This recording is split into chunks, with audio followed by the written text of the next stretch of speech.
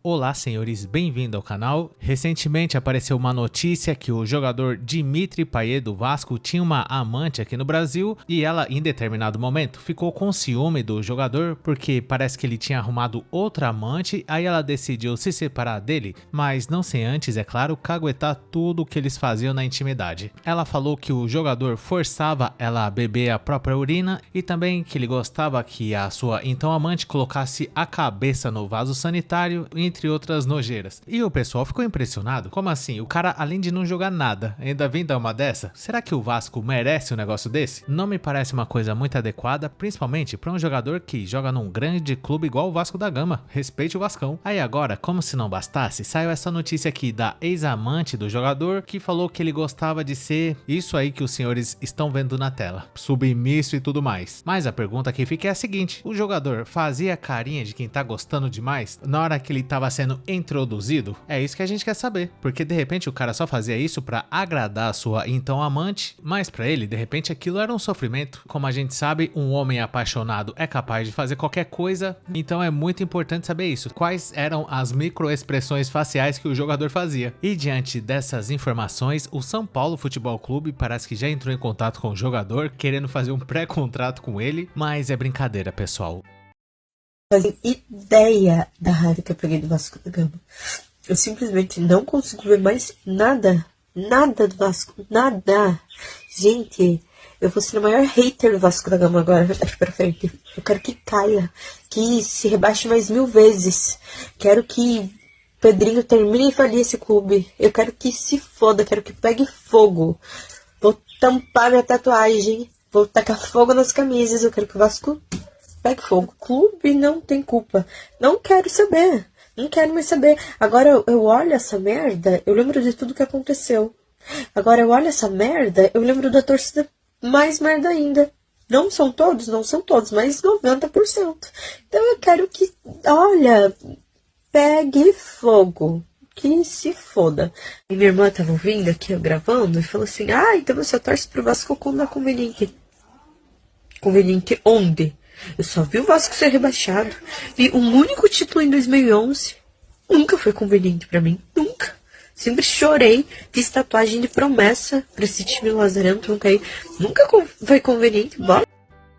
E a guerreira, como não tinha quem culpar, resolveu responsabilizar o grande Vasco da Gama. Tem cabimento um negócio desse? A madame era casada, mãe de um filho recém-nascido e ela é de Santa Catarina. Aí o que ela fez? Criou um perfil no Insta e começou a mandar um monte de mensagem para vários jogadores do Vasco e um desses foi o Dimitri Payet. Ele fez o convite para ela ir até o Rio de Janeiro, ao encontro dele, e ela não pensou duas vezes. Foi lá, bebeu xixi como se não houvesse amanhã. O cara fez e aconteceu com a madame e ela também bagunçou com ele, não ficou de graça, e agora depois de tudo ela vem querer falar que quer que o Vasco da Gama pegue fogo, que ela não suporta mais ouvir falar do nome desse time e força guerreira. O Vasco já tem os problemas dele pra resolver e essa madame fez tudo de livre e espontânea vontade, inclusive ter enfeitado a cabeça do ex-marido, abandonado a família e ter feito esse papelão todo de beber água de vaso sanitário, esfregar a cara no chão e tudo mais. E o cara que já não tava jogando porcaria nenhuma, agora que sumiu de vez mesmo, provavelmente ele vai encerrar a carreira aí no meio do ano, que é quando encerra o contrato dele, mas pelo menos ele tem história pra contar, né, senhores? Não é só esse cara que tem o costume de beber urina, o lutador Lyoto Machida, que lutava no UFC, também tem esse costume, ele falou que faz bem pra saúde, e essa madame deveria ser agradecida então. Ela teve os seus desejos de Maria Chuteira atendido, então eu diria pra essa senhora, não encher o saco. Mas de qualquer forma, essa história aí do jogador Payet serve de lição pra gente, jamais devemos confiar em amante,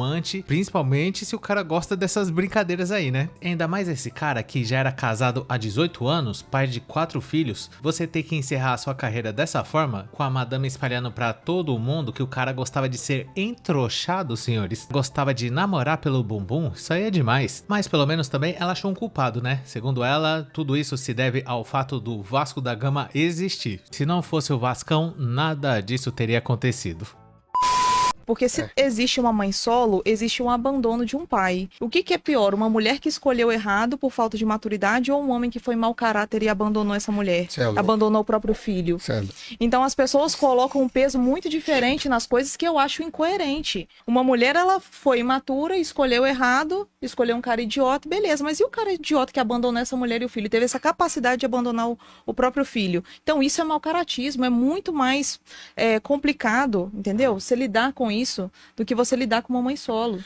Tá aí uma defensora das MSOL, ela inclusive chegou a falar que se a madame é imatura e escolheu um cara errado e engravidou, beleza. Mas será que é isso mesmo? Eu tenho minhas dúvidas. Pra começar, eu acho que uma donzela que se entrega intimamente pra um cara irresponsável não é só maturidade que falta pra ela. Na verdade, eu não vou nem falar aqui o que falta. E além disso, eu acho que a responsabilidade da dama é muito maior, porque é ela que pode gerar um filho caso alguma coisa dê errado, e quem vai sofrer as consequências disso, como a gente sabe, é a criança. Mas eu queria dar um exemplo diferente aqui do que eu já falei sobre esse assunto de MSOL, que é o seguinte: por que não existe, por exemplo, casa de massagem de homens, onde quem paga para bater a virilha são as donzelas? Eu acho que isso até deve existir, mas é raro. O que é muito comum, pelo contrário, são casas de massagens tradicional mesmo, onde quem atende são as donzelas. Aqui perto de casa mesmo tem o Gordinhas Night Club, que eu frequento periodicamente, e isso exemplifica bem a diferença que existe entre os caras e as donzelas quando o assunto é bater a virilha casualmente. Faz parte da natureza do homem querer procriar com o máximo de donzelas o possível, pelo fato disso já ser uma informação genética que a gente carrega no nosso DNA. Isso já vem desde os tempos mais primórdios, desde o tempo das cavernas. A rapaziada já vem ensalsichando sem pensar nas consequências, e cabe à dama saber escolher o cara certo, né? Que é só isso que ela precisa fazer. Geralmente, o que a gente tá acostumado é os caras tendo a atitude de ir lá conhecer a madame, tentar convencer ela a ter uma relação casual. Muitas vão sem dificuldade, depende do cara que estiver abordando ela. Só que quanto mais fácil a madame for, mais ela vai engravidar de homens irresponsáveis, e se a madame não souber nem escolher o cara que ela vai se entregar, ela vai reclamar do que depois então? Ela só precisa disso. Será que é pedir demais? E se desde o tempo das cavernas os caras já querem fecundar o máximo de donzelas o possível, desde aquele tempo também o papel das madames é selecionar melhor os caras que elas vão se relacionar, para que só o material genético dos melhores deem frutos, para que a próxima geração seja melhor que a anterior. Só que infelizmente o que tá acontecendo é justamente o contrário. Os caras que têm menos valor estão se reproduzindo até as ovas, e os caras que se planejam, trabalham, estudam, aqueles que levam o relacionamento a sério, esses aí até evitam de engravidar qualquer uma, porque a gente sabe que um filho é uma responsabilidade muito grande. Geralmente quando a pessoa se planeja, ela deixa para ter 1 ou 2 filhos no máximo, depois que ela já tem uma condição melhor de vida. Já o abestado médio não, é no terreno baldio mesmo, no pelo, e é dentro. E depois de tudo isso, o que ocorre é que surgem especialistas como essa aí do podcast, defendendo a honra das madames que se entregam fácil demais, querendo colocar a culpa somente nos homens. E é lógico que os caras têm culpa também, mas se as queridas não conseguirem ser minimamente seletivas, não adianta nada querer vir reclamar depois, né? Eu não tenho essa informação, mas creio que essa madame só tá defendendo com tanta ênfase a questão da MSOL de filho de pai desconhecido, porque provavelmente ela já passou por isso. E o que a gente pode atestar vendo esse vídeo é que, pelo menos eu acho que no tempo das cavernas, o pessoal era mais evoluído do que hoje.